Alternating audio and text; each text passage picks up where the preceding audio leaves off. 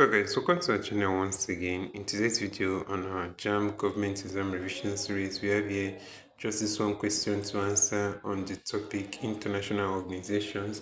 So guys, this video will be about the ICC, so in short to stay till the end of this video. Let's go ahead and start here with this question. It says, the International Criminal Court, ICC, has its headquarters in A. Hague, Netherlands. B. New York, United States. C. Vienna, Australia. D. Ottawa, Canada. So guys, the answer to this question is option A here. That's Hague, Netherlands. And that's it for this question. So this is where we'll end this video for today. If you enjoyed this lesson, please give it a thumbs up. Don't forget to subscribe to this channel if you're not yet a subscriber. Also, if you have any specific question regarding this video, you can drop your question on the comment section below and we're sure to give you a response. Finally guys, we want to encourage you to join our YouTube channel community where we'll post major updates on JAMB examinations.